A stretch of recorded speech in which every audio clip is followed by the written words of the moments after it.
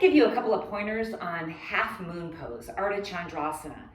There's two concepts that people maybe aren't quite aware of. One, the leg that you'll be balancing on, you need to keep that knee soft in the transition in and out of the pose. A locked leg means the muscles can't really hug onto the bones, and that creates instability. So we'll keep the knee of the leg that we're standing on, soft joint there. However, the leg that's moving in the air, that one needs to be rock solid hard. So one way to practice is get a block in your hand of the leg that you're going to stand on. So in this case, got my block in my right hand, and the standing leg is my right leg. So I'm going to turn sideways so you can see this.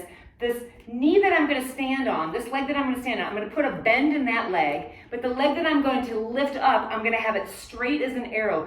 Flex your toes up and literally lock that knee out. So turning sideways, this leg is straight, this one is bent. You can see it's very, very bent.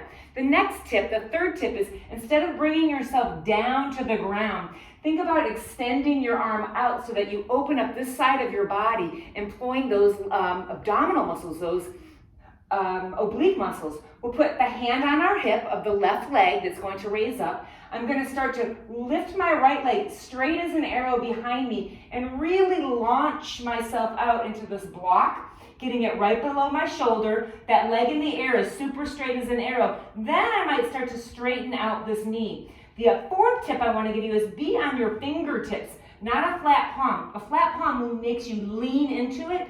If you come up onto your fingertips, you're going to be extending your spine. From there, maybe you can reach that arm up, maybe you can take your gaze up, but that leg in the air is straight as an arrow. And then bending your leg, if you want to transition, let's say warrior two, so you can get right on top of that leg, get a little lighter in your hand that you're balancing that hand on that block, so that when you step into warrior two, you can seamlessly land in your position. It would be the same thing from warrior two going in there. We're in warrior two, instead of going down to that block so quickly, reach yourself out. It feels a little counterintuitive because you want to get that hand on the ground, but really reach your arm out, and then that leg that you're going to float back onto, this right standing leg, is going to be bent until you get your fingertips, not a flat palm, on your prop, and then you can start to straighten out that leg.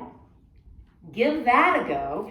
And it might take a couple of tries because it's a comfort thing. If you've been doing this pose and your leg has been locked all the time, that's like stored in your brain. It's going to take a little while to retrain your brain to trust that process of the knees being soft, the fingertips pressing down instead of leaning on that wrist, reaching out so that you employ those abdominal muscles, and then that leg in the air straight as an arrow. Hope that helps.